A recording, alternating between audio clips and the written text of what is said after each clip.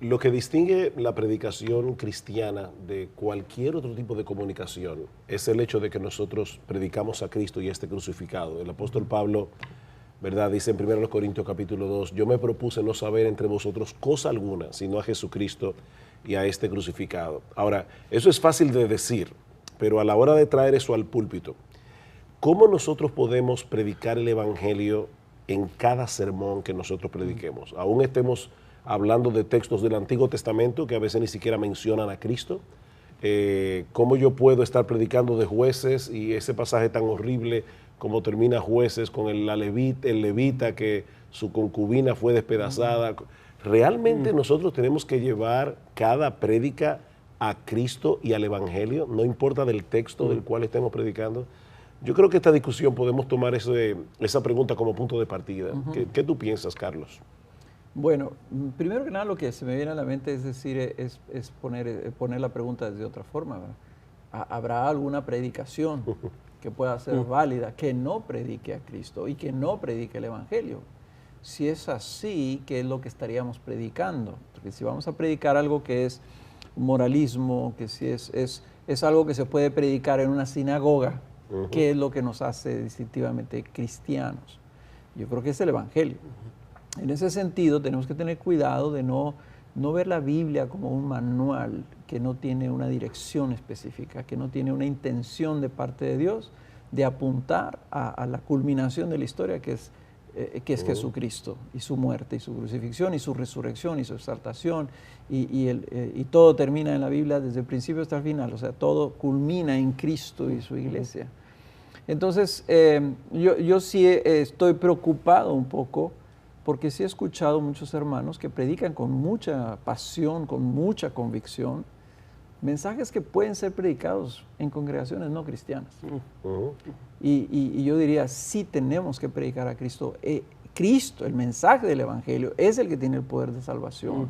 No estamos predicando una religión, no estamos predicando una forma de vivir bien, estamos predicando a una persona, al Hijo de Dios, exaltado, crucificado por nuestros pecados, y aquel en quien pertenece la salvación está en sus manos. Pues. Ok, tenemos que predicar el Evangelio en cada sermón, pero Justin, ¿qué significa eso? Porque una persona puede decir, bueno, eso quiere decir que todas mis predicaciones tienen que ser evangelísticas.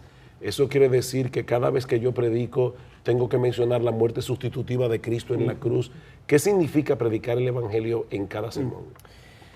Yo creo que el punto de hermenéutica es muy importante, que no es necesariamente una cuestión aún de homilética, es una cuestión de hermenéutica, que cada versículo, cada texto nace de un párrafo y ese párrafo nace de un libro y ese libro nace de la gran narrativa de lo que es la salvación y que eso señala al Evangelio. Entonces aún cuando hablamos del cómo en Jueces, por ejemplo, eso demuestra la depravación del hombre y qué necesario es que él tenga un Salvador, un Redentor.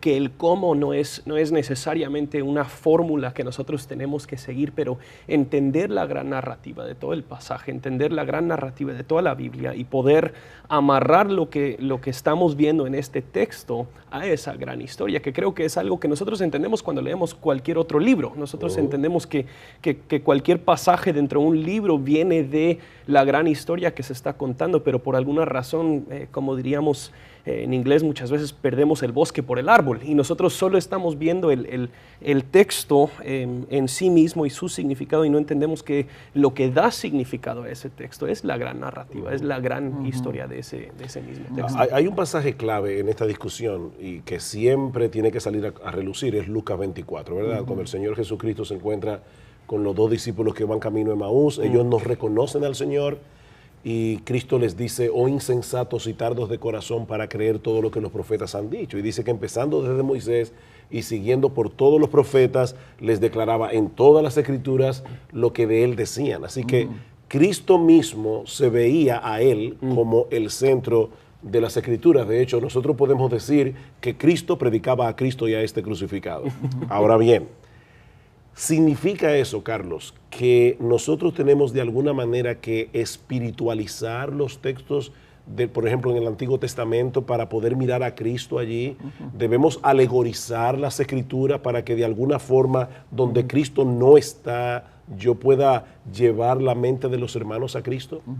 Bueno, yo creo que tomando el punto que comenta aquí Justin, así como un libro, si tomamos un libro de la Biblia y nosotros creemos en la predicación expositiva, entonces al predicar un libro, diferentes capítulos, diferentes secciones de ese capítulo, no todos explícitamente mencionan a Cristo, hay enseñanzas inclusive que son sobre cómo debemos de vivir, etc. Entonces, lo mismo del Antiguo Testamento.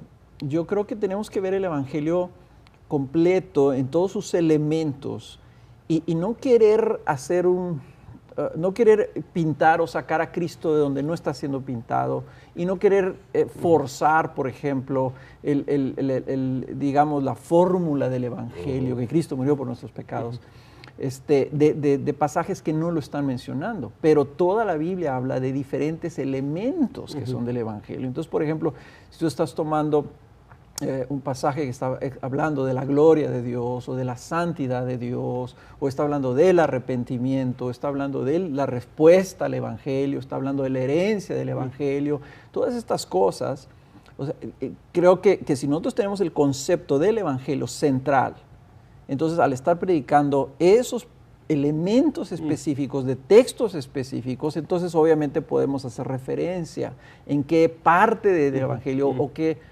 elemento está ilustrando o iluminando. Y como estamos haciendo un recorrido, entonces de seguro al hacer toda la exposición de los pasajes en series completas, vamos a estar pintando correctamente el Evangelio. Entonces, a la luz de Lucas 24, no tenemos ni que espiritualizar los textos ni alegorizarlos para ver a Cristo, porque el mismo Cristo dice, es que yo estoy allí, pero no en cada versículo. Es como dice David Helm, yo no puedo buscar a Cristo detrás de cada piedra, detrás de cada árbol en el Antiguo Testamento, pero Graham Goldsworthy dice una frase que es muy importante aquí: el Evangelio es poder de Dios para la correcta hermenéutica. O sea, si yo no parto de ese punto, voy a extraviarme en mi predicación de las Escrituras y terminaré predicando moralismo, terminaré predicando religión, pero no estaré predicando el Evangelio. Y Justin, me gustaría oírte brevemente, porque ya se nos está acabando el tiempo. Yo no sé si tú tienes la preocupación que yo tengo, pero a veces la predicación se convierte en una predicación terapéutica, es como una especie de consejería grupal, donde estamos todos dando consejería. ¿Qué diferencia hay entre un pastor dando consejería y un pastor predicando el Evangelio desde el púlpito? Sí. O sea, no necesariamente tratando con las necesidades que el ser humano percibe como sus necesidades. ¿Qué diferencia hay entre esta predicación terapéutica y predicar el Evangelio? Para mí, yo creo que una de las grandes diferencias es que lo que yo estoy predicando, lo que yo estoy enseñando, yo también lo necesito desesperadamente, que yo estoy en una gran necesidad igual para escuchar el hecho de que todo no gira alrededor de Justin, que su vida no se trata de él, y que en realidad cuando nosotros simplemente estamos hablando de las necesidades de las personas, aún muchas veces las mismas necesidades que nosotros presentamos terminan siendo o causando el mismo problema de centrarse en ellos mismos. Pero cuando nosotros señalamos el Evangelio, hacemos mucho acerca de Cristo y hablamos acerca de Cristo, y que lo que el hombre realmente necesita no es simplemente un par de pasos que tomar, necesita una reorientación totalmente, un renacer en su corazón, donde él ya no es el centro, él ya no está en el trono, ahora Cristo está en el trono. Y yo creo que esa diferencia marca mucho lo que debería suceder en nuestra predicación. Comenzamos nuestra discusión con 1 Corintios 2, pero saltamos 1 Corintios 1. Y John Piper dice, ese es el pasaje probablemente más importante del Nuevo Testamento con respecto a la predicación. Y una de las cosas que dice el apóstol Pablo allí es que nosotros predicamos a Cristo porque Él es poder de Dios y sabiduría de Dios. En otras palabras, yo no quiero que mi congregación dependa de mí. Yo no quiero que ellos me vean como el gurú que tiene todas las respuestas. Yo quiero llevarlos a Cristo porque Él es poder de Dios y Él es sabiduría de Dios. Y lo importante es entender que como toda la Biblia trata acerca de Cristo, desde que Dios promete a Adán y Eva en el paraíso un redentor, y toda la historia bíblica, toda la historia de la redención no es más que el desarrollo de esa promesa. cuando yo interpreto la Biblia correctamente, necesariamente tengo que llegar a Cristo de una forma u otra. Spurgeon decía que algunos predicadores provocan que el oyente diga como María Magdalena en el sepulcro: se han llevado a mi Señor y no sé dónde lo han puesto. O sea, nosotros tenemos que predicar de tal manera que Cristo sea evidente en cada predicación. Lo que la gente necesita es ver a Cristo. Carlos, una última cosa más. Cuando estamos predicando a Cristo, no es simplemente una sana hermenéutica. ¿De qué forma el predicador debe predicar a Cristo? ¿Cómo debe presentar a ese Cristo a través de su predicación? Bueno, primero, como decía Justin, sabiendo que Cristo es, poniéndome yo como predicador, Cristo es mi Salvador.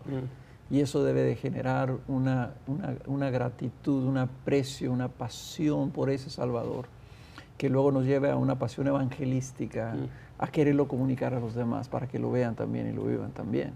Creo que cuando nosotros nos alejamos de estar recordando de dónde veníamos, dónde estábamos antes de Cristo, perdemos eso y predicamos a un Cristo sin esa pasión, sin ese deseo, sin ese anhelo de que los demás lo puedan ver como uno lo ve. Yo creo que ahí yo tengo que recordar continuamente que era mi vida antes de Cristo y era una vida miserable. Y eso me lleva entonces a predicar a Cristo con un aprecio y un afecto que creo que los demás deben de poder percibir y anhelarlo tener también de la misma forma. En otras palabras, no estamos predicando un concepto, estamos predicando una persona a la cual adoramos. Y la predicación misma debe ser un acto de adoración que lleve a las personas a exaltar a Cristo en sus mentes y corazones. Bien hecho, bien dicho.